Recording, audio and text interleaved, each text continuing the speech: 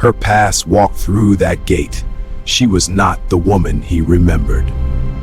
They say a baby shower is supposed to be the happiest day of a woman's life.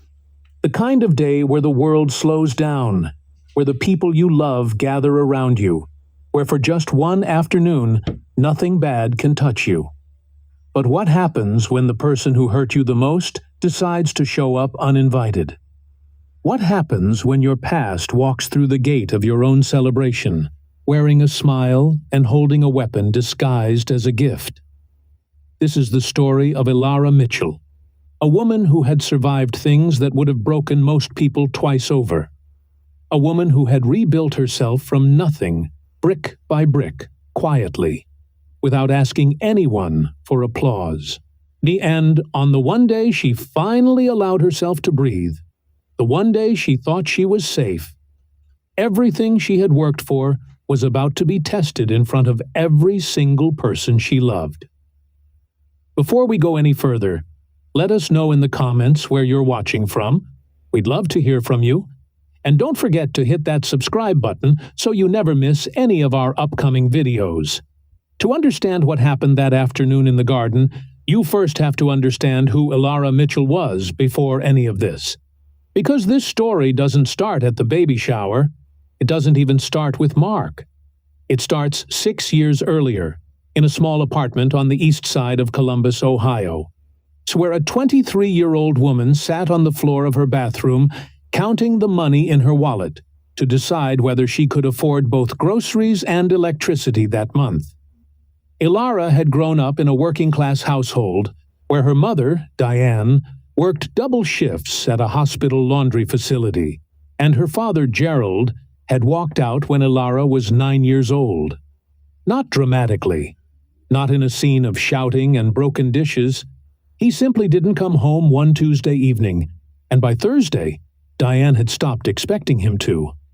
That silence, that quiet, devastating kind of abandonment, shaped Elara in ways she wouldn't fully understand until much later in her life.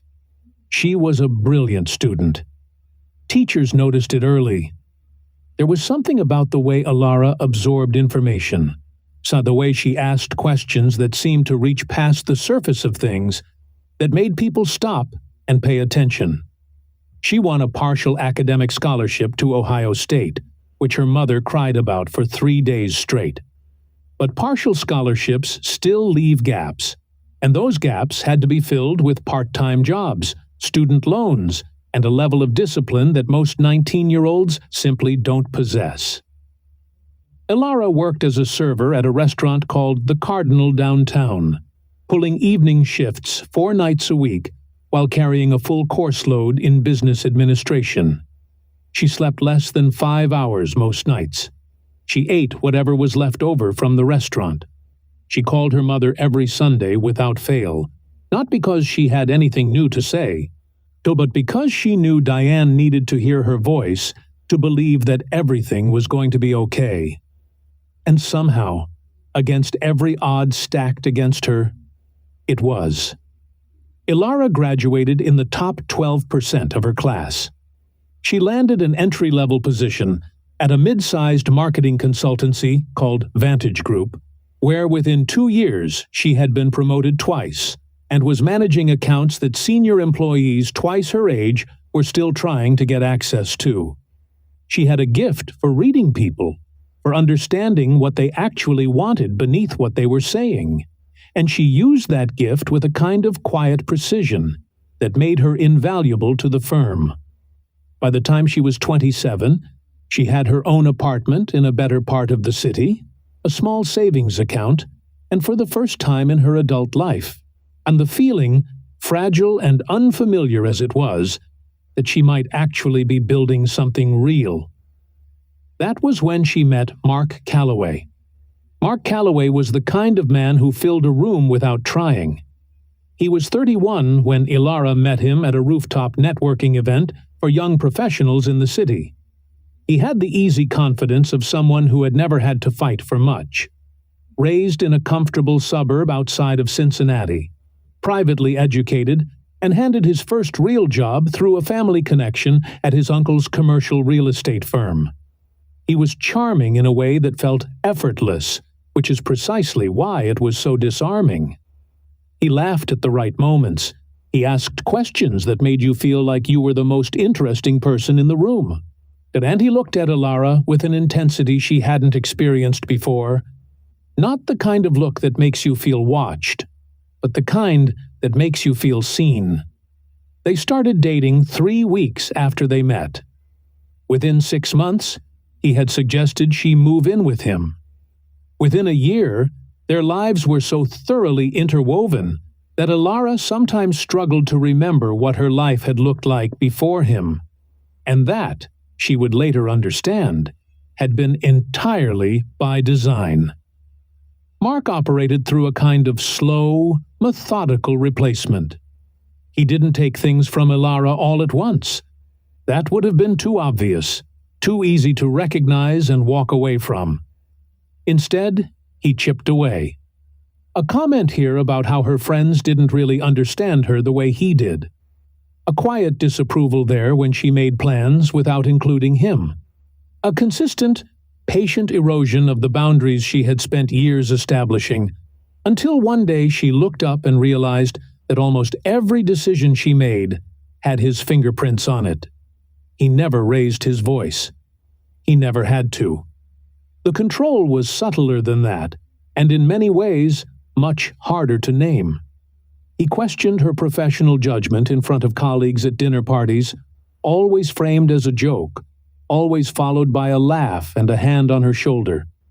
He made her feel that her achievements were slightly less impressive than they actually were, not by saying so directly, but by the way he responded to them, with a measured nod and a quick pivot to something he had done. He monitored her spending, her schedule, her friendships, under the language of concern and partnership.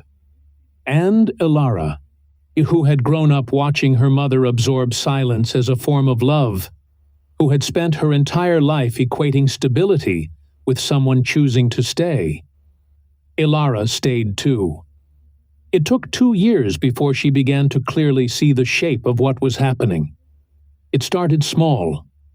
A conversation with her closest friend, Renee, who said something quietly devastating over coffee one afternoon. She said, "I feel like I don't know you anymore. Not the you that exists when he's in the room." Elara went home that night and lay awake until 3 a.m, and somewhere in the dark, she allowed herself to ask a question she had been refusing to ask for months. She asked herself whether she was happy, not comfortable, not safe, not surviving. Happy. The answer came quickly, and it broke something open inside her, for she ended the relationship 4 months later. It was not clean. It was not peaceful. Mark did not respond to being left with anything resembling grace. He went cold in a way that was almost more frightening than anger, calculating, distant, watching. He sent messages that walked the line between persuasion and threat. He told mutual friends a version of the breakup that positioned him as the one who had been wronged, that Elara had been unstable, that she had a problem with commitment. He returned her belongings in a box with a handwritten invoice, not a joke, an actual itemized list, for half the cost of every dinner, every trip, every shared expense during their relationship, totaling just over $3,000, which he said he expected to be repaid. Elara did not pay it. She blocked his number, changed her gym, and began the long, quiet, deeply private process of finding her way back to herself. What most people who knew Elara during those next 2 years did not know was how hard it actually was. From the outside, she looked like someone who had moved on. She threw herself into work. She got promoted again, this time to senior account director, overseeing a team of 8 and managing some of Vantage Group's largest national clients. She found a therapist named Dr. Patricia Owens, who would become one of the most important people in her life. She started running, not for fitness necessarily, but because the physical act of moving her body forward through space felt like the only honest metaphor available to her. She rebuilt friendships she had let slide during the years with Mark. She laughed again, genuinely, with her whole face. She called her mother on Sundays and now actually had things she wanted to say. And then, at 30, she met someone who changed everything again. But differently this time. His name was David Park, a structural engineer she met at a community volunteer event, where they were both helping to build a playground in a low-income neighborhood on the south side of the city. He was patient and funny and uncomplicated in the best possible way. He never made Elara feel like a project to be managed. He liked her opinions even when they differed from his. He gave her space without making her feel abandoned, and he was present without making her feel suffocated. She had not known, until David, that a relationship could simply feel easy. Not effortless. They worked at it. They had disagreements. So they navigated each other's edges, but easy in the sense that she never had to wonder where she stood.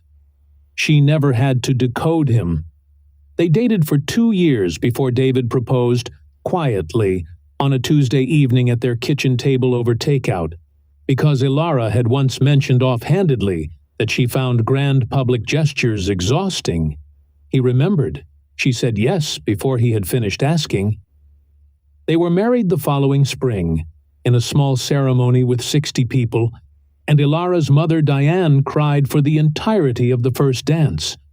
Elara cried a little too, though she would only admit that to Renee afterward. And then, 8 months into their marriage, they found out Elara was pregnant. It was a Tuesday again. David noted, laughing, that Tuesdays were apparently their day. Elara was 32 years old. Though she had a career she had built from the floor up, a marriage she had chosen with full clarity, and a baby she was already deeply, ferociously in love with. For the first time in a very long time, the future looked exactly like what she had always hoped it might. The baby shower was Renee's idea. A garden party in early June at the home of Elara's colleague and friend Vanessa, who had a beautifully landscaped backyard and the organizational instincts of a military general. The guest list was intimate, about 40 people, mostly women, close friends, family, a few colleagues. Soft floral arrangements, a catered brunch spread, a white linen table stacked with gifts. David would be home when she got back, and they had plans to spend the evening going through everything together, reading the cards, eating the leftover cake. Elara got dressed that morning feeling something she rarely let herself feel without immediately bracing for it. She felt genuinely uncomplicated, completely happy. She did not know that Mark Calloway had spent 3 weeks engineering a way to be there. Nobody saw him come through the gate at first. The party had been going for about 45 minutes.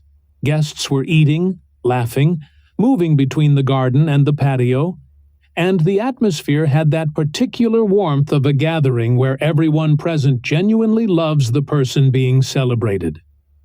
Elara was seated at the center of a long table, a crown of paper flowers on her head that Renee had insisted on, laughing at something Vanessa had just said, her hand resting on her stomach in that unconscious way that pregnant women do, and as though already reassuring the person inside that everything is fine. That was the moment he walked through the gate. Renee saw him first. She later described the feeling as something dropping through her chest.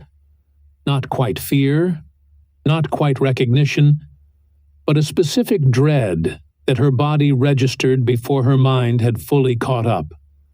She knew who Mark Calloway was. She had heard more than enough about him in the years since Elara had left. She had never met him in person, but she had seen photographs, and something about the particular way he moved, unhurried, deliberate, already scanning the yard as though taking inventory, confirmed exactly who he was. She started moving toward Elara immediately, but she wasn't fast enough.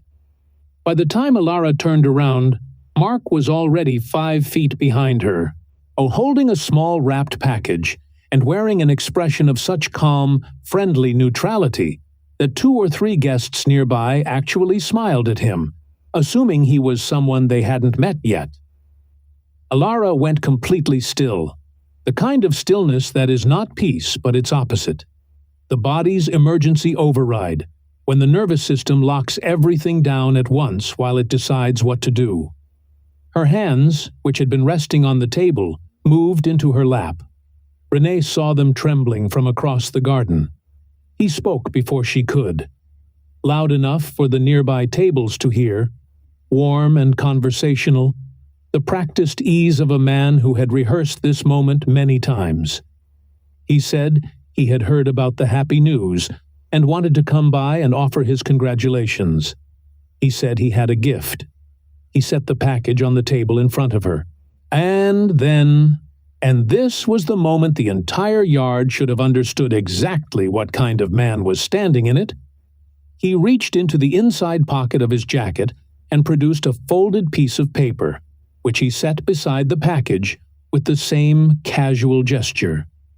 He said, still smiling, that he also had a small matter of unfinished business, that he was sure Elara remembered, that given the occasion and the company, it seemed like an appropriate time to settle old debts.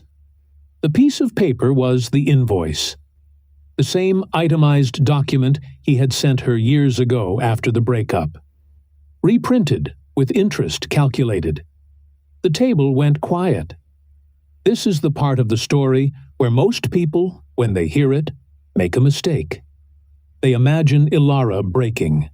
They picture her embarrassed, overwhelmed, to tearful in front of 40 people at a celebration meant to honor her. They imagine Mark succeeding at exactly what he had come to do, which was to stand in the center of the most joyful moment of her recent life and remind everyone present, in the most public and humiliating way possible, of a version of her past that he had invented and curated and maintained for years. That was the plan. That was why he had come. Not for money. He didn't need $3,000. He came to watch her shrink. He came because she had the audacity to build a beautiful life after leaving him.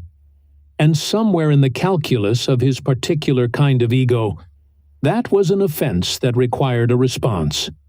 What he did not account for was who Elara Mitchell had become. She did not break. She did not cry. She did not ask him to leave or lower her voice, or apologize for any part of her past in front of the people she loved. She sat for a moment in that locked stillness, 3 seconds, maybe 4, and then something in her face changed. Renee described it afterward as watching someone remember exactly who they are. Elara picked up the piece of paper. She looked at it. She set it back on the table. And then she looked at Mark, directly, with an expression that was not anger and not contempt, but something quieter and more devastating than either. The look of someone who no longer has anything to fear from you. She spoke calmly. She said that she remembered the invoice. She said she also remembered the 2 years she had spent inside a relationship that cost her considerably more than money, and that she had no intention of discussing either of those things in this garden, at this party, among these people. She said that he was welcome to pursue whatever legal remedy he believed was available to him. She said this knowing full well that no legal remedy existed, because she had already consulted an attorney about his previous harassment years ago. And then she said, with the same level, unhurried voice, that she was going to ask him to leave now. He didn't leave, not immediately. He tried one more tactic, pivoting to the gathered guests, addressing them directly, beginning a sentence about how Elara had always had trouble with accountability. He got approximately 6 words into that sentence before Renee reached his side. And Renee had not come alone. What Mark had fundamentally miscalculated was the nature of the room he had walked into. He had imagined 40 people who barely knew each other, acquaintances, colleagues, people who would sit in awkward silence while he performed his confrontation and then whisper about it afterward. He had not imagined a room full of people who had watched Elara survive things they were only partly aware of. People who had received her Sunday phone calls and her 2 a.m. texts.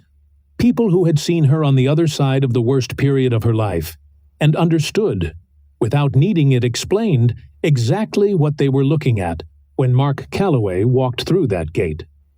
Renee stood beside him and said quietly that this was a private event on private property and that he had not been invited. She said it in the tone of someone who has thought through several possible outcomes of a situation and is comfortable with all of them. 2 of Vanessa's neighbors, who had been standing nearby and put together very quickly what was happening, moved to flank the gate. Elara's cousin, a 6'2" man named Calvin, who had driven up from Dayton the night before and was standing near the drink table when all of this unfolded, walked across the yard at a speed that made several guests take a small instinctive step back, and positioned himself between Mark and Elara's table without saying a single word. Mark Calloway looked around the garden and understood, possibly for the first time in the conversation, that he had badly misjudged the terrain. The ease drained out of his posture. He picked up the package he had set on the table. Nobody stopped him. Nobody needed to. And he walked back through the gate. He said something on the way out, some parting remark. But later, nobody in attendance could agree on exactly what it was, which tells you everything you need to know about how much weight it carried. The gate closed. The garden was silent for approximately 4 seconds. And then Vanessa, who had the instincts of someone who had organized too many events to let a bad moment have the last word, walked to the speaker and turned up the music, and somebody laughed. And then somebody else did. And within 2 minutes, the party was alive again, not out of denial or forced cheerfulness, but out of something more determined than that. The deliberate refusal to let a man who had already taken too much take this afternoon as well. Elara sat at the table for a moment after it was over. Renee came back and sat beside her without saying anything, just put a hand on her shoulder. Elara exhaled, a long to slow breath, and then she picked up her cup of sparkling cider, and she looked at the garden, at the flowers and the people, and the afternoon light, and she took a drink. The story did not end in the garden. These stories rarely do. But what came after was not what Mark had hoped for, and it unfolded with a speed and decisiveness that surprised even the people closest to Elara. Within 48 hours, 3 of the guests at the baby shower, all of them professionals in various fields, all of them women who had their own quiet histories with men who operated through intimidation, had connected Elara with resources she hadn't known to look for. One was a close friend of a family attorney who specialized in harassment and stalking cases. Another had documented Mark's arrival on her phone, having grown suspicious the moment she saw him come through the gate, and the footage was clear and time-stamped. A third was a journalist who wrote a column for a local publication, and while Elara ultimately decided she did not want her story written about publicly, the offer was noted and filed away as a card she could play if she needed to. Elara consulted with the attorney the following week. She learned that the pattern of behavior Mark had exhibited, the invoice, the social media messages in the years after the breakup, his appearance at a private event she was hosting, the history of what had occurred during their relationship, constituted a documentable record that was considerably more actionable than she had previously understood. She did not want a protracted legal battle. She was 8 months pregnant. She had a life she had spent years building, and no desire to spend the next year of it inside a courtroom. What she wanted was for it to stop. A carefully worded cease and desist letter, prepared by the attorney and delivered to Mark Calloway's home address 3 weeks after the baby shower, accomplished exactly that. She never heard from him again. Her daughter was born on a Wednesday in late July. 7 pounds, 2 ounces. Elara and David named her June, after the month of the party, because Elara said later that she wanted her daughter's name to remind her of the afternoon the people she loved had stood up without being asked. David cried in the delivery room, which surprised exactly no one. Elara's mother, Diane, drove up from Columbus and stayed for 2 weeks. And during those 2 weeks, she cooked every meal and did every load of laundry, and held June for hours while Elara slept. And one evening, sitting on the couch with the baby asleep on her chest, Diane looked at her daughter across the room and said quietly that she was so proud of her. Not for any specific thing, just in general, for all of it. It would be easy, at the end of a story like this, to frame it around Mark Calloway, to make him the center of the narrative, the villain, the antagonist, the force that everything else orbits around. But that would be the wrong reading, because Mark Calloway is not the most important thing in this story. He is barely even interesting.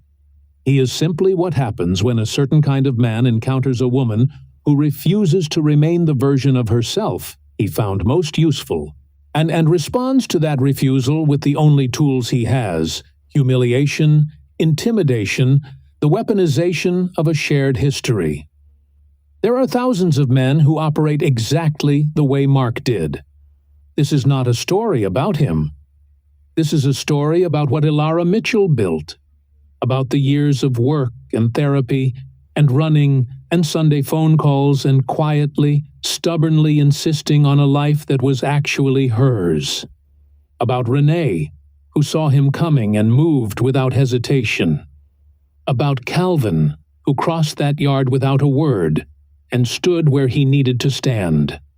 About 40 people in a garden turned the music back up because they understood that the afternoon did not belong to the man who had tried to take it. About Dr. Patricia Owens, who spent 2 years helping Elara locate the version of herself that existed before anyone tried to diminish her.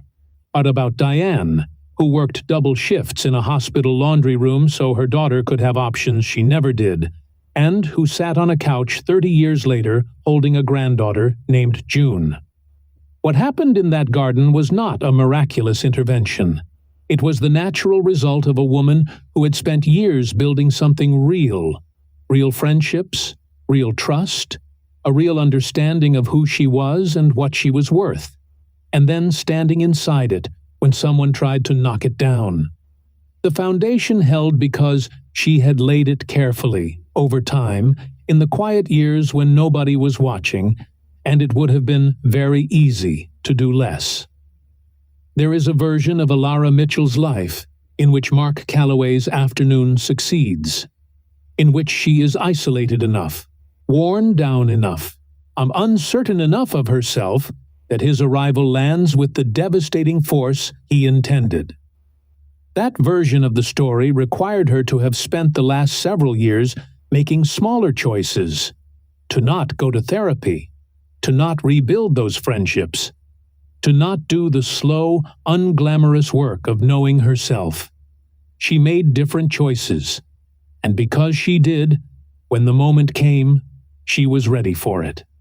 Not because she expected it, but because she had become someone capable of meeting it. Baby June, at 8 months old, is reportedly already opinionated, loud, and deeply interested in her father's structural engineering textbooks, which she treats primarily as chewing material. Elara returned to work at Vantage Group after 6 months of leave and was, within 4 months back, offered a vice president position. She accepted it on the condition that she could maintain flexible hours for the first year. The firm agreed. She still calls her mother every Sunday. She still runs, though now she sometimes pushes June in a stroller, and the pace is slower, but the direction is the same. Forward. And somewhere in a suburb of Cincinnati, a man named Mark Calloway learned, at a garden party in June, the specific and irreversible lesson of what it looks like when a woman decides she is done being afraid of you. It is not dramatic. It is not a confrontation or a breakdown or a scene. It is simply a woman looking at you with clear eyes and saying, without any particular heat, that you are going to leave now, and meaning it completely. That is what it looks like. And once you have seen it, you do not forget it. This has been the story of Elara Mitchell. Thank you for watching all the way to the end. It means more than you know. If this story moved you, share it with someone who needs to hear it today. And don't forget to subscribe, because the next story we tell might be the one that changes everything.